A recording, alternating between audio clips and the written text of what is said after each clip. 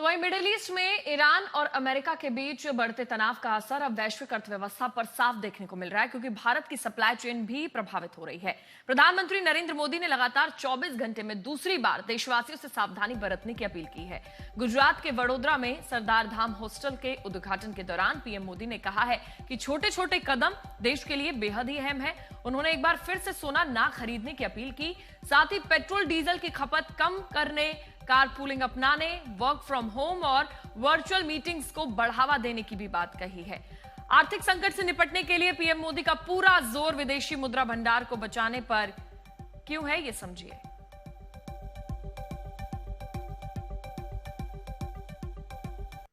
तो देखिए, निवेश पर काफी असर पड़ा है। विदेशी मुद्रा कम होने पर घरेलू मुद्रा गिरती है, इसलिए इस पर जोर दिया जा रहा है। विदेशी मुद्रा कम होगी तो घरेलू मुद्रा भी कमजोर होगी। मैं आज समाज के सभी भाई बहनों से, मैं आपके परिवार का सदस्य हूं इसलिए आग्रह से कहता हूं, और इसमें तो आपको आगे आकर के मेरी मदद करनी पड़ेगी।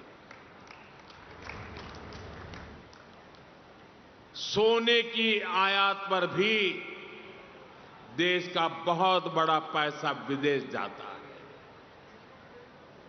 मैं आप सबसे, देशवासियों से आग्रह करूंगा कि जब तक हालात सामान्य न हो, हम सोने की खरीद को टालें। गोल्ड की जरूरत नहीं है। मेरी देश के हर नागरिक से अपील है, जहां संभव हो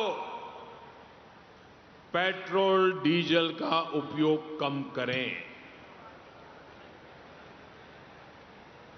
मेट्रो का उपयोग करें, इलेक्ट्रिक बस और पब्लिक ट्रांसपोर्ट का अधिक इस्तेमाल करें, कार पुलिंग को बढ़ावा दें।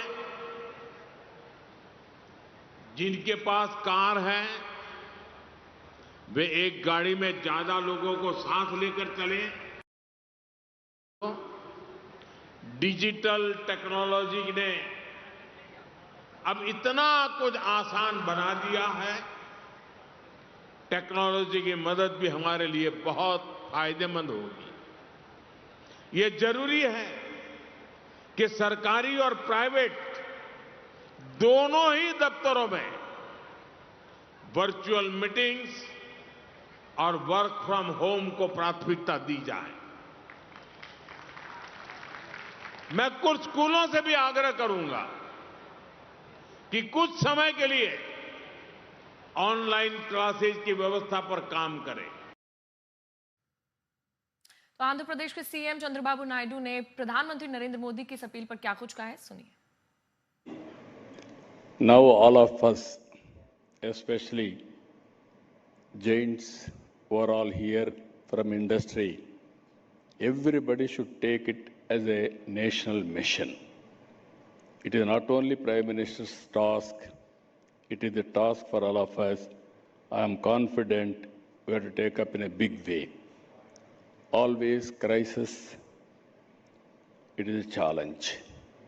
Every challenge will generate opportunity. Now, after this crisis, I am confident India is unstoppable. India will emerge as a global giant.